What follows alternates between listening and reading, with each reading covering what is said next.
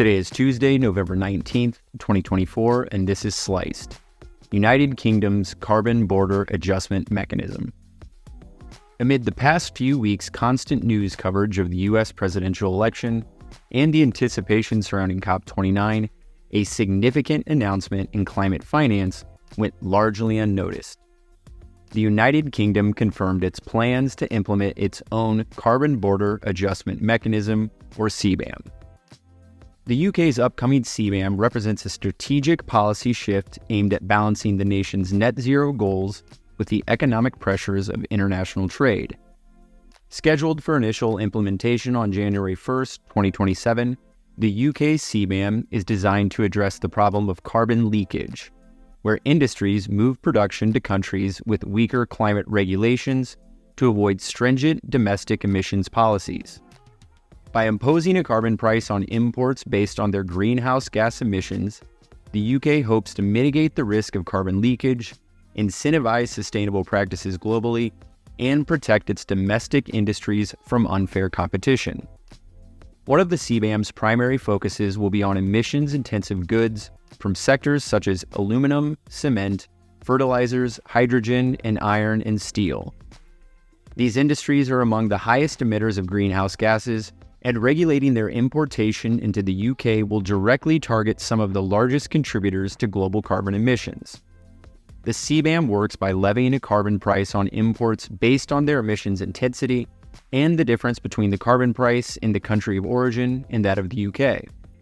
This makes sure that imported goods face comparable carbon pricing to those produced domestically, leveling the playing field for UK industries that are already subject to stringent emissions regulations under the UK Emissions Trading Scheme.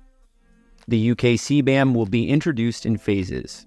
Throughout the remainder of this year and during 2025, the government will conduct consultations and finalize the mechanism's design.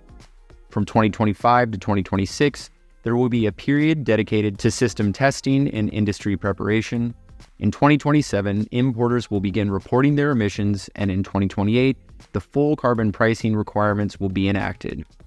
Importers will be liable for reporting and paying the carbon costs associated with the emissions embodied in their products, covering Scope 1, 2, and selected precursor emissions. The threshold for mandatory registration is set at £50,000 so that significant importers are held accountable under this mechanism.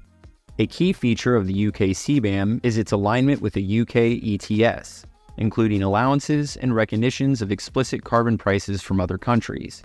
The mechanism is designed to be responsive to the carbon pricing landscape in other jurisdictions, which may help reduce friction with trading partners who have similar carbon pricing mechanisms. Additionally, this alignment with the UK ETS will provide continuity for UK businesses that are already operating under ETS rules, creating a more cohesive domestic carbon pricing environment.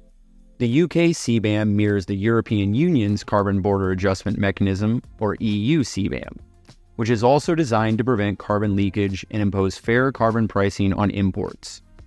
However, the EU CBAM is set to go into effect earlier, with a reporting phase that began in 2023 and full implementation expected by 2026.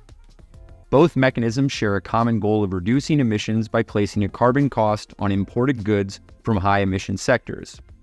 While each CBAM is tailored to its respective region's climate targets and industrial concerns, the overarching approach reflects a growing global trend toward carbon pricing at borders to mitigate climate impact.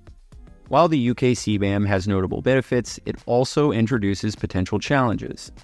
The additional costs imposed on imported goods could lead to higher prices for consumers and businesses reliant on imports from sectors like construction and agriculture, where materials such as cement and fertilizers are essential. This could drive up costs for various sectors in the UK economy and create inflationary pressures. Furthermore, developing countries that rely on exporting carbon-intensive goods may be disadvantaged if they lack the resources to invest in low-emission technologies, potentially leading to tensions in international trade relations. There are also concerns about the administrative burden and compliance costs for importers who will need to track and report emissions data accurately.